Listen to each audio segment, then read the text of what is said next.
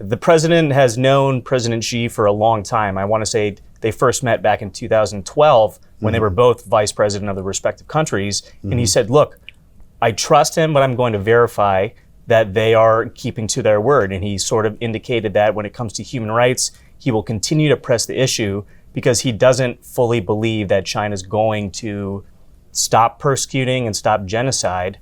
So it's an issue that, while the White House is happy with, it's certainly not set and done at this point in time.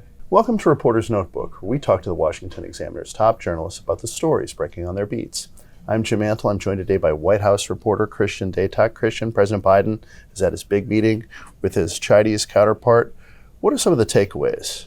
Well, there's two big headlines coming out of this meeting, Jim. The first is the deal on fentanyl precursors that President Biden and President Xi reached. We don't have a lot of specifics, but we do have reassurances that China is going to try and clamp down on these companies sending chemicals to Mexico where they are manufactured into fentanyl.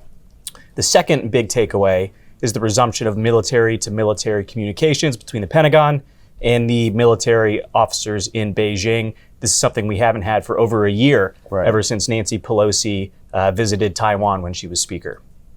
So there was a lot of focus on whether the president was going to talk to Xi Jinping about Chinese human rights, the human rights record of the Chinese regime. Were people satisfied with what Biden got out of that? I would say the White House is satisfied, but the American media, at least, and probably the general public at large, are not satisfied because there was reporting in brokering this fentanyl deal that the U.S. will be dropping restrictions on the Institute for Forensic Science. That, of course, is the police group in Xinjiang, which is responsible for persecuting all of the Uyghur Muslims. We haven't had confirmation from U.S. officials that that is the case, but President Biden was asked directly, did you bring up human rights? And do you think President Xi is turning over a new leaf in how he's treating people, not only in Xinjiang, but also in Hong Kong and other parts of China?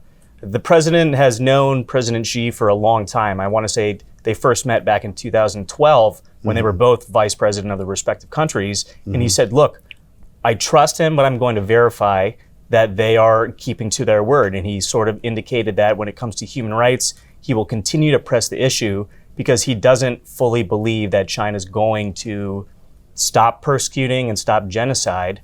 So it's an issue that, while the White House is happy with, it's certainly not set and done at this point in time.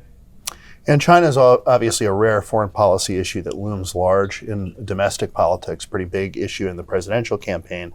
Former President Donald Trump, the likely Republican nominee right now, staked a lot of his political claims on being really tough on China. Biden has tried to match him.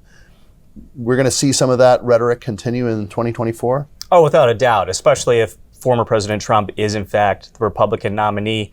Now, it's funny because when President Biden was campaigning, he talked about being tough on China, but as soon as he got in office, he sort of took a step back. He didn't necessarily, in 2021, refer to President Xi as a dictator like he did Wednesday after their meeting.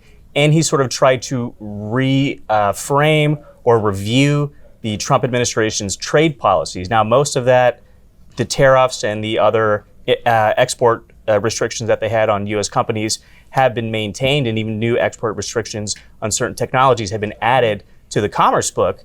But that being said, I think you're going to see former President Trump and Republicans look at this meeting in particular, especially how it pertains to human rights and Taiwan, as President Biden being soft on China. Obviously, Democrats and President Biden's allies are going to be arguing the opposite. I'm not really sure how it's going to be received by the American public yet, but we've got a year before the election, and I'm sure China isn't going to be going away as a political issue.